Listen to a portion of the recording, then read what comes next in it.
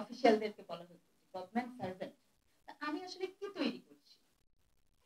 আমার যে শিক্ষা ব্যবস্থা, আমি সবাইকে তৈরি করতে চাইও না, আমি বলি না যে সবাইকে তৈরি হতে হবে, কিন্তু আমাকে এমন মানুষ তৈরি করতে হবে যে চিন্তা করতে পারে, যে সৃষ্টি করতে পারে, যে ইনোভেটিভ করতে পারে। আপনাকে এই জায়গাটাকে ভাগ করতেই হবে। আপনি সকলকে দিয়ে এমএ পাস করানোর কোনো প্রয়োজন আমি বোধ করি না।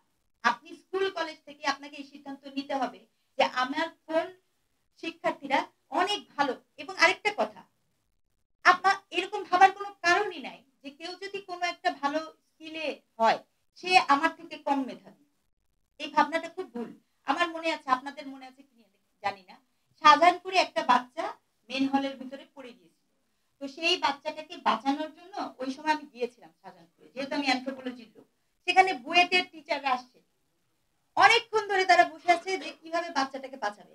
স্থানীয় জনগণ বলছে আমার জীবন দিয়ে হইলেও আমি বাচ্চাটাকে বাঁচাবো, আবেগী বাঙালি, সবাই সেগুলিকে খুব এনজয় করছে, কিন্তু কোনো কাজের কাজ হচ্ছে না। আমি রাত্র 12টা থেকে 4টা পর্যন্ত সেখানে ছিলাম। পরে একজন প্লাম্বার আসছে, প্লাম্বার এসে বলতেছে স্যার এই মেশিনটাকে এইভাবে যদি করেন তাহলে মানুষও মরবে না, বাচ্চাটাকেও বাঁচানো সম্ভব হবে। এবং বুয়েটের প্রফেসর বলছে যে প্লিজ আপনি এটা করেন। এবং তিনিও শুনছে, আমরা সবাই সেই প্লাম্বারের কথা অত্যন্ত মনোযোগ দিয়ে শুনলাম, এবং ওই প্লাম্বারের কথা মতোই কিন্তু বাচ্চাটাকে উদ্ধার করা গেছে। কিন্তু দুঃখ কোথায় জানেন? এই রাষ্ট্র ওই প্লাম্বারকে কোনো শিক্ষা দেয় না। এই রাষ্ট্র ওই প্লাম্বারের নামটা বলতে পারে না, এই মিডিয়া ওই প্লাম্বারকে উপস্থাপন করে না, এবং তাকে আপনি ডিগ্রিহীন বানিয়ে রেখেছেন, সার্টিফিকেটহীন বানিয়ে রেখেছেন। সে কারণে আপনার রাষ্ট্রে এত স্কিলফুল লোক তৈরি হয় না। তো হোয়াট ইজ মাই পয়েন্ট? আমি কখনোই বলছি না প্লাম্বারিং, ইলেকট্রিশিয়ান এই জবগুলোকে খাটো করে দেখার কোনো কারণ নেই।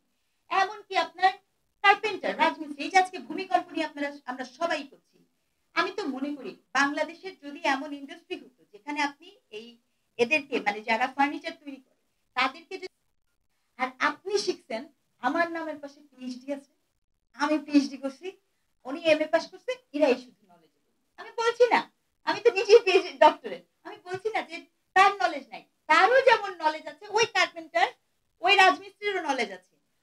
আমাদের ওই নলেজ গুলাকে অ্যাকনলেজ করে সেটা এনহ্যান্স করে আলাদা নীতি তৈরি করতে হবে, সো দ্যাট আমরা এই মানুষগুলাকে যেন প্রাউডলি এটাকে দেখতে পারি।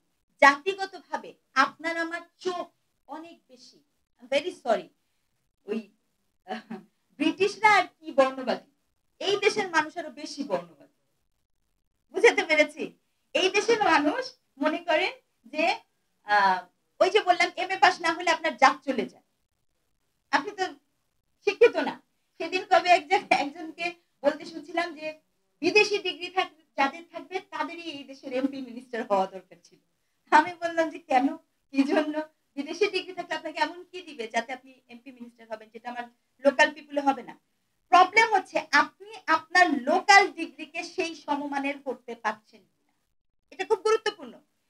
আজকে গুগল স্কলারে আমাদের এত অর্থ ব্যয় হয়, গুগল স্কলারে ইংরেজিতে লিখলেই, এবং আমি নিজে বলছি ইংরেজিতে লিখলেই কেবলমাত্র সেটা সাইটেশন হয়।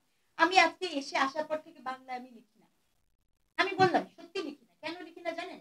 কারণ আমি যখন বাংলায় লিখবো ওটার কোনো সাইটেশন হবে না, ওটার কোনো স্বীকৃতি আমি পাবো না। আমি যখন ইংরেজিতে লিখবো সেটার সাইটেশন হবে, সাইটেশন হলে আমার এডিএইচডি তে র্যাঙ্কিং পাবে।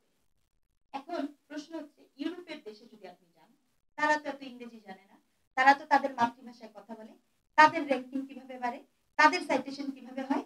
জাপানে তো কেউ ইংরেজিতে লেখে না, তারা তো তাদের মাতৃভাষায় কথা বলে, তাদের র্যাঙ্কিং কিভাবে হয়? কারণ তারা ওই যে বললাম আপনি নিজ ভাষায় লিখবেন, এখন এতই বেশি অগ্রগতি হয়েছে, তারা সেই জ্ঞানটাকে অটোমেটিক ইংরেজিতে ট্রান্সলেট করে নেবে, যার প্রয়োজন হবে সে সেই ইংরেজি ট্রান্সলেশনটা যেন করতে পারবে।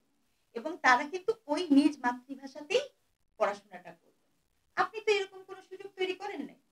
আমাকে আমার মাঝে মাঝে প্রশ্ন করে, এই যে এত ঢাকা শহরে এত এত ইংলিশ মিডিয়াম স্কুল তৈরি করছে, এত এত পয়সা, যে স্কুলে পড়ানোর পয়সা আমার তো নাই, আমি পারি না। আমার নিজের বাচ্চা, আমি আসার পরে আমার ছোট বাচ্চাটাকে আমি যখন দেখলাম এটা যে খরচ, আমার মনে হচ্ছে না আমার পক্ষে সম্ভব আমি আমার বাচ্চাকে নিয়ে এসে ইচ্ছা করে আবার মেইন স্ট্রিমের বাংলা মিডিয়ামে দিয়েছি, যদিও ইংলিশ ভার্সনে দিচ্ছি।